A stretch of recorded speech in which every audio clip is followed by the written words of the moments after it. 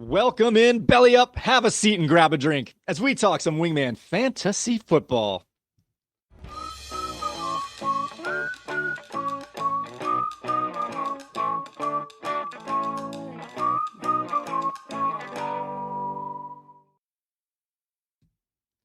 Welcome into another edition of Wingman Fantasy Football, the League Podcast. I'm your host, Michael Furley, and as always, I am joined by my pal here, Mr. Bernie the Bounty Hunter, a.k.a. Team B. I'm Cuban B. Yes, Cuban B.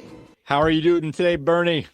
I'm doing well, Michael. Thanks for having me in at the bar again. Oh, I was waiting for a little catchphrase or something this time around. Oh, next time. That's all right. That's fine. All right. So, guys, this is episode 86, and we are going to do another positional preview. This time, we're going to tackle the wide receiver / tight end.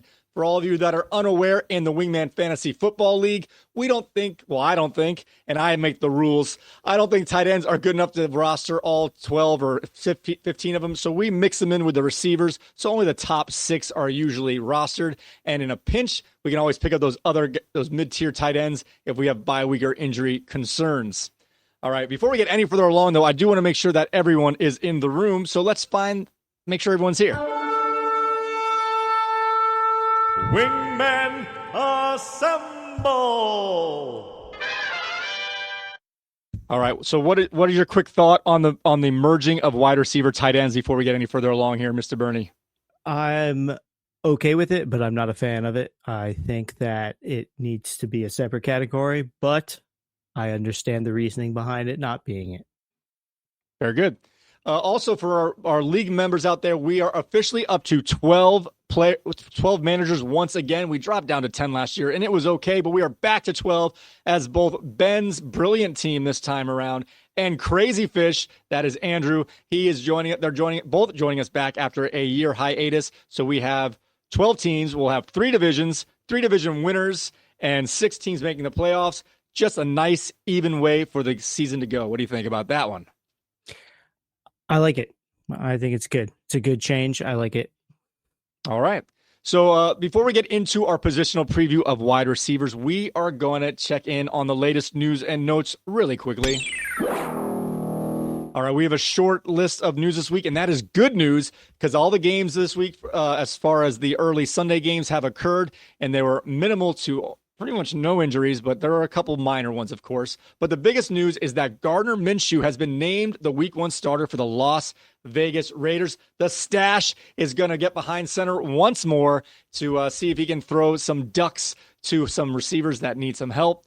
And Jamar Chase is still on a holdout, and according to him, contract negotiations have stalled. They've gone quiet this past week. We're not sure if it's quiet before the storm or if they are just not answering each other's calls. On the other hand, Evan McPherson, kicker for the Bengals, has received a contract extension. It is good to know that the Bengals are prioritizing kicker over number 1 receivers. And Jaylen Warren sustained a hamstring injury on Saturday against the Bills. The severity at this point is not known. However, this may open the door for Najee Harris to take over the backfield, especially in the early part of the season. And Marquez Valdez-Scantling is injured his neck, and he's going to need some time off from dropping long bomb passes. All right, any news items there that caught your attention, Team B? No, nothing that really stood out. Oh, yes. Wait, I'm sorry. That's fine. Gardner Minshew? What? Yes. What's going on here?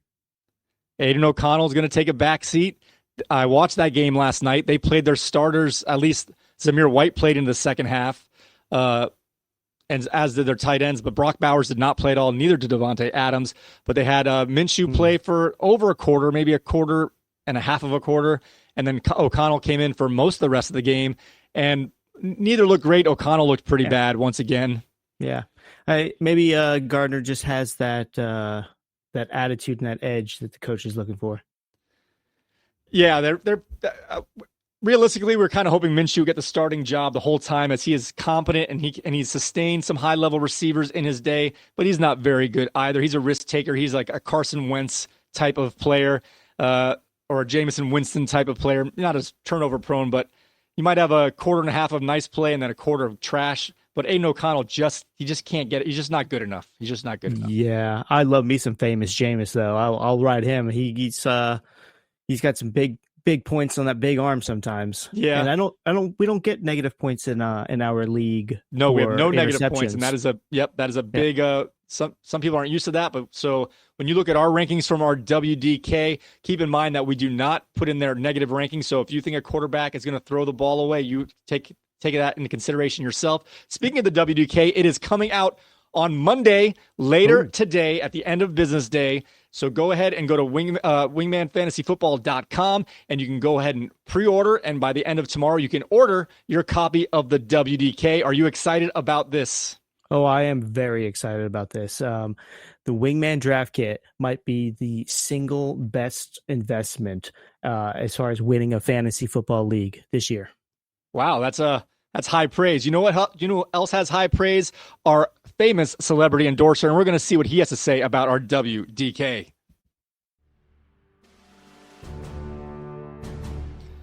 Listen to me. It's your last action hero, your true life spy, and of course, your favorite kindergarten teacher.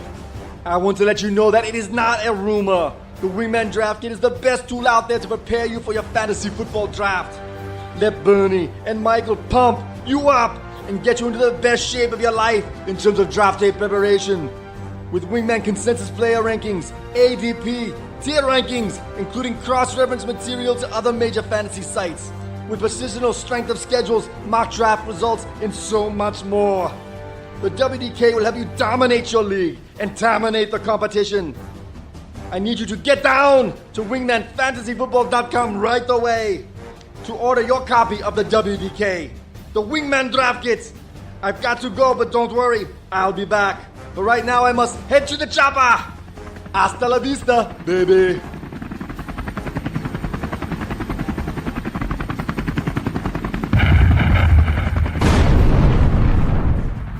All right, once again, just to remind you guys, the WDK will have Wingman consensus rankings, and we're going to use those for the first time tonight when going over our positional discussion here about our wide receivers / tight ends. It'll also give you ADPs of up to 8 competitive sites, so you can see what other sites are doing. Like I said, a little tricky is instead of asking a player, who do you have in your top tier? Just say, what site have you been looking at? And just see, and you'll have an idea of what trends they might be following in terms of who they might be looking at as values, and you can get a little bit of an insight on when you might be able to find some values in your draft coming up. All right, let's get right into it, Bernie. We have our wide receiver tight end rankings, and we've created them with a Wingman consensus. We took both of our rankings, of course, did the average here, and I don't know if you have it up yet or not. I'm looking at it right here. Do you want to start from the top, the middle, somewhere in the value, or do you want to start at here? We can start at the top. I think, and I do have a hard copy. I'm old school like that. I think at the top. I think the first 4 players are pretty interchangeable. That's my opinion on it. Lamb, Hill, Chase, Jefferson, AJ Brown. And I would say Amon-Ra probably fits in that category before the next receiver, I would say. Well, I was trying to leave his name out because I want him. Okay. So in our first, we'll stay at 5 here. We'll stay up to AJ Brown. So when you're looking at our consensus rankings, it shows our average between the two of us, but it also shows you a list of each one of ours, so you can see which one of us has which players ranked where. And the first one that catches my attention in this first 5 is AJ Brown, who finishes in 5th as an average, but you have him as 7th, which is very status quo, and I have him rated as the 2nd highest receiver this year. What am I drinking? What do you think about that discrepancy there, Mr. Bernie? If you would have asked me before the beginning of the season last season, I would have said, yeah, you're spot on. AJ Brown, he could be riding at that number 2 spot. But after having him on my team last season and not getting certain wins earlier in the season because of whatever was going on between him and the coach and him and the quarterback really kind of hampered me. So I need to see something before I put him back up there. Season long wise, he's a great player. He's going to put up great stats, but season long wise. Well, I have to say last year you took him in the latter half of the first round, and I always consider him a 2nd round pick. So I was surprised. And then just to top that off, I just flipped the switch and even put him higher up after I was being surprised how high he went last year. You know what? Also, he's good friends with your boy Julio Jones, and maybe he's your new Julio. I talked to Crazy Fish today just to double check that he was in because he hasn't actually signed into our league yet, and he's good. And then I mentioned to him that we were going to sell we were going to offer our we were going to offer our consensus rankings, and he's like, "Do you have Julio Jones at the top of the list?" And I was like, "I should just do that as a joke and have him highlighted in some sort of clear distinction that he's." But he did play last year for the Eagles. Yeah. So it's one of those things because he's good buds with AJ Brown. There you go. So of these top 5 here, we both have CeeDee Lamb ranked 1, although that's getting a little dicier with this holdout situation. Yep. What do you think? Does holdouts, in your experience or your memory, do holdouts lead to bad outcomes during the regular season, or there's as long as they're in before the season starts, they're good to go, especially if they're veterans who've been on the team multiple years? So, yeah, there's a lot of factors that come into play with that. I think that the trend that I've noticed, and I don't really have any data to support this or back this up outside of my hazy memory, is that I think that the players that are holding out in recent years are starting to leak into the week 1, week 2, kind of not playing. And that scares me a little bit for somebody ranked so high. It's like, if I'm going to get all those points on the back end, how do I know I'm not going to miss playoffs by 1 or 2 games, which I could have won with you on my team in the first 2 weeks. Right. So one of those things. So he's still number 1, of course, for both of us. I am wary. I don't want to have the pick where I have to make that choice kind of thing. And just as a little hint, I pushed some running backs up ahead of CeeDee Lamb to make it where the odds are if I have the 3rd, 4th pick, he'll be gone and I'll get the running back I want. Like, I didn't push the receivers ahead of him, but I moved some of the running backs up so he would be like that, 4th, 5th overall pick instead of a 2nd overall pick. Right. And let's just be clear for our listeners. We're talking wide receiver 1. We're not talking number 1 overall. Wide receiver 1, right? In a half-point PPR league. In a half-point PPR wide receiver league. 1, half-point PPR league. Exactly. Correct. In a league that we have to start 2 wide receivers, but there are 2 flexes, so you could play up to 4 wide receivers. So wide receiver is a very important position. Right. But both of us, have somebody else as our number 1 overall pick for the draft. So correct. Overall, where do you see CeeDee going overall? Probably in the 4 spot. For me, 4 or 5 spot. Yeah. For me, I have him 4. Yeah. For I would assume he's going to go 2. I'm assuming he's going to go 2. And if he doesn't go 2, it's because someone's taking Tyreek Hill ahead of him. I don't think. I mean, who knows what's going to happen? Depends who has which pick. But I don't think anyone else in our league is putting a running back other than Christian McCaffrey ahead of CeeDee Lamb or Tyreek Hill. Yeah, I agree with that. Except for Nick. I think if Waddle away gets the number 1 pick, all bets off. Tyreek might go number 1. So Nick's our one of our friends in our league. His name's Nick, and his team name is Waddle Away. And I've got a little sound I like to play just because it's a fun sound to play. Sorry, Alex. Many waddled away, waddle, waddle. Many waddled away, waddle, waddle. Many waddled away. Yeah, Alex is throwing his phone We just at lost the wall. 1 subscriber right there. So I do have concerns, even though he's awesome, and I've always rated him so higher than most people, even though he's been rated high the last couple of years. But Tyreek Hill, he freaks me out because he's getting older. He hasn't had one of those. I'm not trying to jinx anybody. Trust me, I'm just talking about normal concerns. Yeah, he's a quick twitch guy, and he hasn't had one of those quick twitch like calf/hamstring quad injuries. And he keeps doing these backflips, and they freak me out. And I'm just waiting for him one time to just do one of those things and just his calf explode. And it's just enough. That's what I think. That's what made me move AJ Brown up. Just the youth and the streak that Tyreek Hill is on has been amazing. And the combination of age and streak, I just feel like it's gotta. There's a chance that something bad could happen. Some athletes are just built different, though. That's fair. That's more than fair. They're all elite athletes, but some of them just genetics, just tendon strength, all these little details are built different. Like our discussion last episode about the hamstrings, and you telling us that Christian Watson has a different size hamstring, so it's kind of one of those things. It's Don't worry about it. Tyreek's good. He knows what he's doing. Okay. Yeah. So the next one on here is Jamar Chase, and we have him averages 4, but we do have a split at 3 and 5. I think I'm a little more concerned with this holdout situation again. These are just variables that, again, that's what's pushing up AJ Brown. That he's in camp, he's on a team he's had good numbers with, and the other guys all just have either age or contract or bad quarterbacks. So I think that's what made AJ Brown move up for me, and why Jamar Chase has moved down a couple spots for me. What's your thought on him with his holdout, first of all, and do you think it's going to be an issue going forward?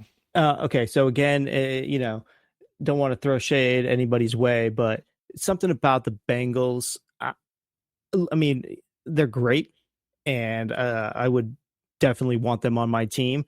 But if it was sitting there and it was AJ Brown and Jamar Chase, or if it was Amon-Ra St. Brown and Jamar Chase, I would not automatically say Jamar Chase. So you'd think about it. You probably still pull the trigger, but it wouldn't be like I'm glad I got him. He's right here. Let's go. Yeah, exactly. So he's one of those guys, and I think he's more so like that than CeeDee Lamb is. CeeDee Lamb is so you potentially look. You might not move the other receivers ahead of him, but you might glance over and see which running backs are available, for example. Yeah, exactly. Okay. So we got Justin Jefferson. We both have him at 4, so this is right across the board here. Mm-hmm. And so he had his starting quarterback is healthy, but the quarterback we all wanted to start eventually, if not sooner than later, J.J. McCarthy is now out for the year. So it's going to be Sam Darnold. They still have Nick Mullins as the backup, and you thought they might sign someone off the street to bolster their quarterback room, and they did, and it was a no-name guy, not one of those veteran-type players who might be able to step in. So they're going to ride with Darnold and potentially Mullins. Does that change your outlook or give you kind of temper your outlook for Justin Jefferson, or is a stud is a stud is a stud? I wouldn't go 3 studs.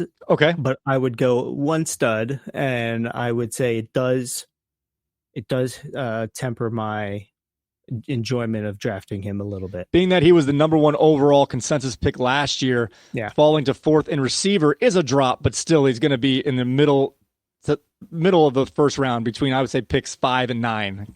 Yeah, exactly. I don't think you're going to be mad that you got him, and I don't think that you're going to be upset that you drafted him as high as he's going to go. I think it's just one of those things. He's one of those elite players. All right, why don't you read down the next group of receivers you want us to talk about here? So let's peek down. Let's start getting right out of the top 10. Okay, let's go. We've got Marvin Harrison Jr. at number 11, and he's a particular one because he's a rookie. I can't recall a rookie getting that high of an ADP in recent years. And again, my memory is a little hazy. So is that too high for a rookie? It is, like you said, in terms of ADP for a rookie, that is very high. Yeah. I don't know if it's too high for this particular player. And in all honesty, I'm not a big college football fan. I watched my team, the UCF, Central Florida. Right. And so I didn't watch a lot of them, to be honest with you. I haven't seen any Arizona preseason games as of yet. I'm not even sure if he's been on the field just because I haven't seen him at all. So, but everything is that he's just so good. And if he's not on the field, it's because he's so good. They don't want to put him out there and tip their hand. Yeah. So I have him lower than you because of the concerns with rookiness and just unknowns. Yeah.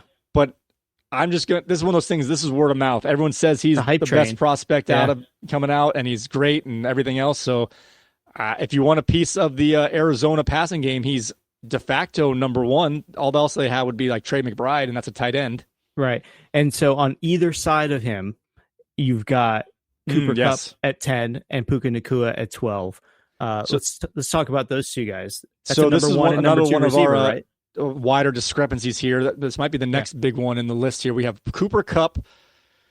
You have him at 14, which again is very responsible. I moved up to the 7th wide receiver. That's just crazy. I just kept doing it. I was like, wow. In our history here, every time you count Cooper Kupp out, the last time he had his best great year, he dropped down to the 3rd round, and then you pick him in the 1st round, and he falls off. Like you're playing from last year, and he always, does the opposite or improves when he has a bad year and falls back a little bit. I think one stretch he had 2 back-to-back good years, but since then, I think my brother had him in the 3rd round. He was the number 1 receiver, and the next year he went like the 2nd overall pick, and he fell back. Right. Yeah, I think Alex They took Alex our did have him jobs, last year in the drafted second round. Yeah. So, okay. And Nakua? I'm just, well, in terms of both these players, the thing that scared me as I was even moving them up, but it just kind of comfort level here, is their outlooks are directly tied to an older quarterback in Matthew Stafford. Are we worried? Matthew Stafford's a tough dude. I'm not saying that, but he has been banged up with all sorts of stuff: back, shoulder, neck. Yeah. Not legs and everything else. So he's a little dinged up right now. They say it's very minor, but being that the one game that he missed last year, I remember I had Puka. I sat him. That quarterback, I think it was Brett Rippon. They did nothing, absolutely nothing. So they're tied to an older quarterback. Although their backup this year is doing very well in preseason, not sure it's going to translate in the regular season. So that's what makes those two players nervous. I want those guys, but I'm not going to be excited to take them because it's going to be that queasy feeling tying their wagons to an elder quarterback. Yeah, I can see that definitely.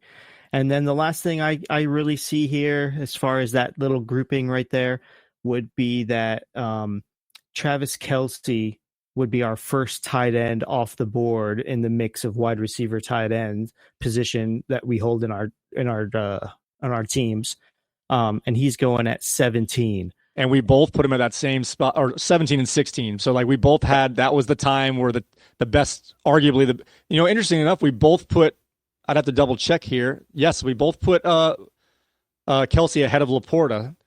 Yeah. So we both, that was my question. Is it Laporta and Andrews? Are they that far off of Kelce? Is Kelce still that man? They're not that far off, but I think, again, with Andrews having his general injury history, he's recently been in a car accident, although he's deemed to be okay. Laporta's like, he was so good. Can he do it again? And Kelsey's like, even a bad year last year, he was still a top. I feel like his range is still 2 or 3, and the other guys could be 1 to 9 kind of thing. Right. Yeah. Yeah, I could see that. But what I find interesting is the group right between Puka Nacua and Travis Kelce in our list here. These are the guys who are the younger receivers. Some have shown some stuff. Some have not shown it yet, and we're still waiting. These are Chris Olave, Drake London, Nico Collins, and Jalen Waddle. Jalen Waddle's had a great year, but he had a down year last year. Nico Collins finally had his breakthrough a year late last year. And Drake London and Chris Olave are entering their 3rd season. They've been hyped up for 2 years, but they still haven't had that breakout season. What do you think about that crop of receivers? I think they're pretty interesting. They're the guys that I am afraid to take, but if you get them and they hit, you're like a genius. So Jalen Waddle is the only one, I believe, last year that had an injury or that was playing through an injury. So I think that he's probably the number 1 out of those 4. And then I think Drake London would be next, because I think with Cousins coming in, he's going to be spotlighted a little bit better than in previous years. So that's interesting you say that, because you have Jalen Waddle way down compared to where I have him. Yet in this group, obviously we're going to amend our rankings as the season goes on. So I might be using a little bit of a, last week's ranking. So I'm not saying you're locked in there, of course. But as of when this was first put together, you had him at 22. I had him at 11. This is Jalen Waddle we're talking about. So have you changed your mind in the last week or so to move him up past those guys and get him closer to 16 or so? Yeah, I think I would. I think I initially have him lower because I did have him last year, and so it was kind of a biased sort of leaning where he kind of let me down. Like, it's one of those where I need to see it, and if it is a lingering injury, then it's one of those things that's going to pop up again. It's scary to put him a little bit higher just because of that. Well, of that group. But of that group, just looking at it raw, if they're all playing at their top of their game, I like those two up above. Well, he's definitely in the you assume better offense, but of that particular group, of that young group of receivers, he's the only number 2 receiver. Nico Collins is a little trickier, but you would assume he's the one. Drake London is definitely the one, and Chris Olave is definitely the one. So of that group, Waddle is the one who's taking a for sure backseat behind a teammate. Oh yeah, for sure.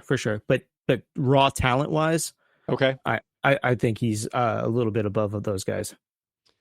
All right, before we get on to our next group of players, I want to play a little game with you. We're going to slide down where we're it's hard to say exactly where they're going to go, but we're going to say like that 4th to 6th round type of receiver here. And we're going to play a little game here called target, avoid, or sure, I'll take him, but just not at that price. Okay. So the way this works, if there's someone who's kind of projected to go in the, say, 3rd or 4th round, you take him in the 3rd round if there's not obvious superstars left on the board that fell. You take them around early to make sure you get them. Yeah. Avoid means you're only going to take them if they fall like 4 or 5 rounds. Eventually, everyone's is draftable. Right. And then sure, but not at that price means you're not taking an ADP, but you'll take them a round or 2 later, kind of thing. Yeah. So I'm just kind of looking at a random group here in the middle that are kind of a mix of some older guys and some middle-aged guys here who have had up and down seasons. So let's start with let's see, DJ Moore, Mark Andrews, Michael Pittman, Devontae Smith, Amari Cooper, and George Pickens. That's a pretty big list. We'll slow it down here. So what I start? DJ Moore, Mark Andrews, Michael Pittman, Devontae Smith, and Amari Cooper. And I said George Pickens. All right, Let's start with the bottom one here. George Pickens. We have him rated as the 28th receiver. We both have him rated there, so we think similarly on him. The 28th receiver, you would say, is about a 4th round pick. So what would you classify George Pickens as? A target, avoid, or sure, but not at that price? I would say target. Yeah, he piqued your interest a little bit there when it comes to that group. I think so. I think for me, I don't trust Russell Wilson anymore, and I don't trust him not to have a blow up. So I would say he's definitely not an avoid. I would say if he falls a round or 2 and it's like he's still there, then I would pull the trigger for that type of player. Right. All right. What about Michael Pittman Jr. here? Our rankings are way off, so I have an idea what you might say about this one. Michael Pittman Jr. Our consensus is 25th, so in that same range, probably a late 3rd to early 5th at the latest. What do you think about a target, avoid, or sure, but not at that price? Target. I see that. I knew that coming in here because you have him rated as 16th. You have him right even with Travis Kelce. I have him down at 36th. So you'd put him as a 2nd round, early 3rd round receiver. Well, I'd have him as a 5th round receiver. Yeah. Who's going to get more snaps? Who's going to get more targets than him on that team? And with somebody having to spy the quarterback, some of those routes are going to be, plus 25 yards downfield. I understand. Obviously, I don't have him there. It's a numbers game here. But yeah, that's none of those all those points are valid. For sure. Right. Next, we have here on that same list, DJ Moore. We both have him rated equally here at 23 and 21. And I'm going to start on this one. We talked about a little bit last episode with the quarterback preview when we talked about Caleb Williams, and you're saying he has all these weapons. And the argument there is that there's enough weapons to support for the quarterback to have enough numbers, but is there enough numbers for each of those weapons to have a strong season on their own? I'm telling you, I'm starting to get into. I haven't watched any Hard Knocks, so I'm not getting any of the production style. But I've watched a couple preseason games, and that man looks amazing. And I think how you said they had a weak offensive line, and I mentioned he could move. He throws better on the move than he does in the pocket. And if he's going to be running away just because that's the way the play is going to break down, I feel like he's the type of guy who's going to look downfield like Russell Wilson did back in his heyday, like Deshaun Watson did early in his career. Yep. Oh, yeah. So I feel like I'm going to relate him to Deshaun Watson back with Houston. And I kind of feel like DeAndre Hopkins is the mix of both of Keenan Allen and DJ Moore. And I feel like Odunze is going to be that Will Fuller. Yep. Like if he gets enough bombs, he's going to have a strong year from that 3rd receiver position on that team. All right. Well, so that's I like to hear that. So I think we're both on the. Yeah. I still don't say I want to target because there's 3 mouths to feed, but he's definitely going to. I'll say yes at that price. Yes. Yeah. Exactly. Okay. And then what about that Mark Andrews? Mark Andrews. I've never drafted Mark Andrews. I know he's good, but I always feel like he's inconsistent. And I've never been on the train to know what it feels like. So you definitely have him rated higher here. If I'm looking at this, oh no, that's his bye week. You do have him rated higher, but not by a lot. Not by a lot. A couple of spots. I don't look for tight ends unless the wide receivers dry up. So he would be a yes, but not at that price. Even though he he is the safety blanket. He is the go-to guy when things need to happen. That's everything shuts down, and we're going to Mark Andrews. I have no argument there. Just like I said, I haven't watched. He's never been on my team, so I've never watched his games closely. To like when you're watching every snap and seeing which way they're looking. I know he gets numbers sometimes, but also I feel like he gets some. He's like I'm not saying he's the same player, but Kittle, where Kittle will finish at the end of the year with a high number, but he's got some boomer bust type games, and I love Kittle. I've seen him play, but I feel you can get Kittle way later for the same type of player, in my opinion, without knowing Andrews very, very well. Yeah. I hear that. Who else do we have? We had Amari. Go ahead. I'm sorry. Go ahead. No. Go ahead. You got it. I was going to say Amari Cooper, another older guy who's a number one receiver on a potentially good offense. It's hard to say. What do you think about Amari Cooper here? So I like Amari Cooper, but I think it's too early. What was the option for me? Yes, but not at that price. Yes, but not at that price. All right, so we have him rated as a 27th receiver in our consensus ranking. So it's hard to say exactly where that would fall, but just say if it even was even, it wouldn't be even, but say even receivers to running backs and quarterbacks gone. That's like the 50th to 58th pick. Yeah. So is that the 5th round? Yeah, something like that. So you would take him, but maybe in the 6th or 7th round is what you're telling me. Yeah, if we're hovering around this area with these players, I would hold off one more round. I think I could get him. I think depending on my draft position, obviously. You'd be willing to gamble to see if he makes it back. Yeah, as opposed to I need to get him now before I lose. There's him. some players there that other people would pick up, and I might be. And that's what I mean by yes, but not that price. Like, I will take him, but I'm not going to pull the trigger unless I kind of exhausted one more look through. And that's another thing when you're drafting is know your league, know how those guys pick. You might have somebody that likes to do runs on a certain position, and that, he's only got one of this position. His next round is going to be that position, so I'm safe. Like, know these things, these little details that'll help you when you have to make decisions like that. Was that a backhanded shot of me taking a run on quarterbacks by myself again? Is that what that was? No, you're projecting, Michael. You're projecting. I'm just playing. And we got one more here. And this one, I've heard people love this guy. I'm just kind of more of a sure, but we'll take him later. Devontae Smith. A lot of people really want to get in on that Philly offense. Obviously, I have A.J. Brown rated higher, but he just hasn't shown me enough to be like a Jalen Waddle type of quality player in terms of counting stats. Yeah, I think I can agree with that. I think the offense that he's on, the potential that they have, the projection that they have as a total offense is what bumps him up, and his talent. But, I'd take Waddle over him. Okay. Before we get down to some maybe some sneaky. Oh, so maybe not at that price. Okay, gotcha. Yeah, we kind of got a little loose there with the game. That's all right. We kind of made it up on the fly here. So before we get into some maybe later round potentially targets or sleepers, I do want to. We have to talk about. We did a little bit last week with the Bears, but we have to talk about this Houston Texans receiving core with Nico Collins, Tank Dell, and Stephon Diggs. So let's talk about their values. Well first, I was going to make a new graphic. I didn't get around to it yet. I'm going to have a new graphic called In a Vacuum, and we'll have a vacuum cleaner go by. So in a vacuum, how would you rate these three receivers on the Texans? Nico Collins, Tank Dell, and Stephon Diggs. So to rate them, just to rank them quickly, I would say, because it's his first year, I'm going to put him at number 2. So I would say Collins, Diggs, and then Dell. Okay. Just because Collins has that rapport already. The timing is there. The one season looked great.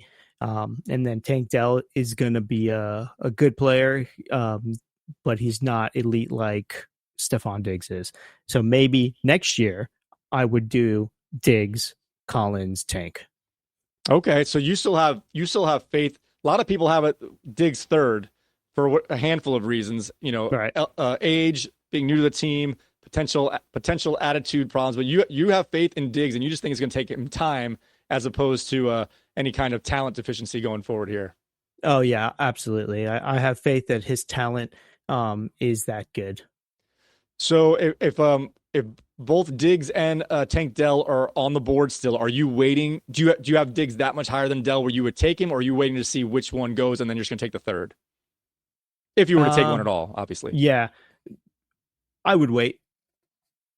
Just because I'm not targeting on my personal big board, Houston Texans. Okay. So that might make me just wait and whoever's left and they're worth it, go for it. So to be clear here, we both have. Let's see. We both have we both have Diggs ahead of Tank Dell. Actually, that's not true. I have Tank Dell 1 spot ahead of Diggs, and you have Diggs 5 spots ahead of Dell. So they're only 4 spots ahead in our consensus rankings. They're pretty closely rated. I have them back to back because I was just like, whatever one. Yeah. I think they're even. Whichever one goes first, I'm willing to take the latter. Okay. I mean, that makes sense. Yeah. And just talking about the one we have clearly ahead here in Nico Collins, he is, let's see, rated 15th, while the other 2 are rated like in the early 30s. So that's 20 receivers behind. Do you think Nico Collins is worth that price compared to his teammates, being that it's a good 3 rounds ahead of the other 2? Yes, I do. I think that relationship, that receiving combination, quarterback receiver combination, is going to just be as good, and then maybe take a step up. So we are very similar there in that we kind of have Tank Dell and Stephon closely rated, not enough to pick one over the other. We'll let the field pick for us if we were going to take either of them at all. Yeah. But we are definitely willing to take Nico Collins at in a late second, early third. Maybe not a target, but his value is appropriately placed. Yeah. Okay, sounds good. You want to you have your sheet there. It might be on your second or third sheet. You want to look ahead and see if you can find any late draft targets and or sleepers that you would want to bring up? Let's see what we got here.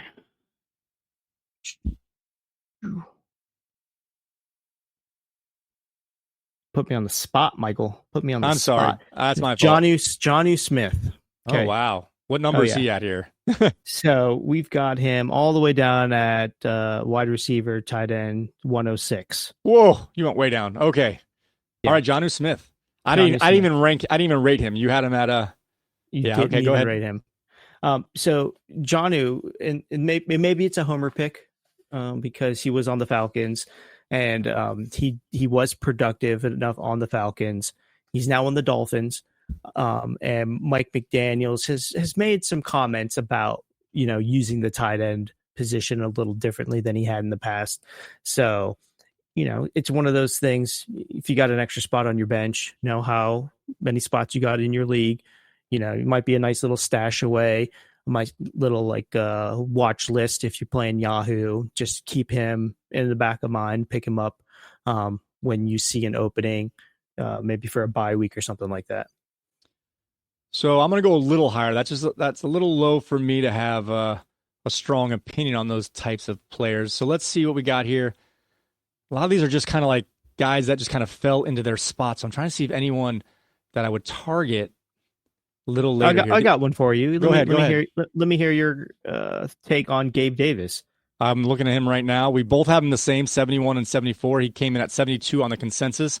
Yeah. I don't know what his role. I'm not saying in a negative way. I just don't know what his role is going to be. I know, like we talked last week, that you have a little more faith in Trevor Lawrence. I think he's got a chance, and I'm taking this from the CBS Fantasy Football Today show a little bit, but I agree with this take, is that I feel like he might have potentially a huge first week as they play against the Dolphins, and it might be a shootout, and he's going to be one of the first waiver wire pickups that people are going to drop 2 weeks later. Okay. Yeah, I can get on board with that. But if you're like how my team was last year, where I wasn't able to get wide receivers, so I kept pushing them back, and you just need someone to get you through a week or two while you figure it out, that might be someone you can play and just kind of give you an extra week to think about it if you're a wide receiver deficient roster. Right. And then the other guy that's on a new team, Jerry Jeudy. I haven't heard anything about him this year. That's what's a little not concerning, but intriguing. He'd be a last pick, like I said, when you have no one left. Like, there's a name maybe, but I haven't heard anything like anything bad or good. I feel like maybe did he get tweaked injury early on or had like some, I don't know. I'm wondering if he's on his last legs. He's switched teams to a team that doesn't have a lot of reason to keep him around if he's not doing well. Okay. So I have him. We have him higher than the Gabe Davis, for example. But that's definitely an avoid to sure, but not at that price. That's like if he's still around your last pick and you need a receiver, might as well take a shot at it. Right. Gotcha. And then Old Faithful Taysom Hill. I know. I was surprised how high he ended up because you have to put him on there just for the fact that if you need a pinch, you have a shot at two touchdowns. Yeah. I mean, he's one of those guys. So he's going to be picked up and dropped at least 3 times, and he'll only be played when he gets zeros, and he'll be on the bench or waiver when he gets those 2 touchdown games. Yeah, and somebody will make the comment, be like, "You don't have to keep dropping him and picking him back up. Nobody's going to pick him up. You can just let him sit out there for a while." Oh, now that Crazy Fish is back, he's going to be on his roster a couple times. So one name that's kind of sticking out to me here in this middle late area, right above Kyle Pitts here, we have Xavier Worthy, rookie wide receiver for the Kansas City Chiefs, and he only caught, I don't know if he caught more than 1 pass. He did catch a touchdown in Saturday's preseason game. I thought he caught a bomb, but I'm now that I'm thinking about it, I might have the numbers mixed up. Maybe it was Rashee Rice. I thought it was him, but now I'm not positive. It was a single-digit receiver. Right. But if it was Worthy, who I first thought it was before I second-guessed myself, he looked like the deep threats that they've had with MVS, for example, but he dove and caught the ball. He's fast and can catch. And someone in that offense, Tyreek Hill, before his full game blossomed when he was just the running screens or running bombs. Right. If you can have a guy who can catch any percentage of those, the problem is the guys they had last year and the year, last year and the year before couldn't catch those at all. They dropped him so many times. If you can have a guy who can catch any percentage of that, that is worth something. Yeah, I agree with that. I just don't know how many of those attempts he's going to get with Hollywood Brown over there. Well, Hollywood Brown's hurt now. Oh, so I am late on that news. They had a name for it. It was some sort of subluxation, so it was either a collarbone / shoulder thing, and he's gonna not out forever, but he's gonna be out a few weeks while that settles down. So that's gonna. I know I had Marquise Brown as that potential, like he's gonna be better than you think, but with Worthy having a nice early chemistry and having no one in that spot ahead of him for a few weeks, he might get more chemistry. And Marquise Brown only has a 1-year deal, so if Worthy catches on, they're not going to feel the necessity to put Marquise Brown in ahead of him anyway. Well, let me just go ahead and mark that on my sheet here. Okay. Worthy. Okay. He's not out for the year, but he is hurt right now. There's one other player so after, again, it was weird. I had no thought on the Bears, and you had all the love last episode, but Rome Odunze has moved up to a top 45 receiver for me. He looked like not like the skinny Will Fuller, but the guy who is, when Caleb Williams is running around, he's the guy who's going to run downfield looking for that open spot deep. And I feel like they're going to have a connection, and they're going to hit 3 to 4 scramble bombs, not 80 yards, but like that 38-yard out. Yeah, and I feel like they're going to get that more than once a game. And they're already having fun, and he actually caught a touchdown, but out of the back of the end zone, so it didn't count on Dunze. But again, it was on a scramble. He ran parallel to the back of the end zone with Caleb Williams, and Caleb Williams fired a rocket, a line drive, didn't get higher than 12 feet in the air, and went 30 yards downfield. It was amazing, and he was just standing out of bounds. So I think they're going to have the chemistry play, maybe not the volume play, but he's going to be one of those guys you can throw in as a third receiver and or flex for sure. Look at you getting on the Bears bandwagon, and I like to see it. The Bears. All right, I think that's a pretty good amount of guys to go through here. So, of course, if you want to see more of our list, our consensus rankings, and how it compares to other major sites, including CBS, ESPN, Sleeper, Underdog, Fantasy Pros, RotoWire, all those sites, and I think there's a couple more I might be missing. We're going to have a cross-tab reference so you can see where they rank to where we rank, and you don't have to agree with us, but we'll show you what some normal drafting type fellas how they rank some of their guys, so you can have an idea what you might expect in your drafts. So I think we can end that right here. So don't forget that you can find us on Apple Podcasts, Spotify, TuneIn Radio, YouTube Music. Go ahead and check us out on our YouTube channel at YouTube. YouTube.com/@Wingman Fantasy Football. Go ahead, hit that notification bell, subscribe, like button, all that good stuff. You can also find all of our audio and video files on wingmanentertainment.net/podcast. And with that being said, may your glasses be full, your mugs stay frosty, and your fantasy team stay hot. Not bad. That's a middle one. All right, guys, we will see you next time.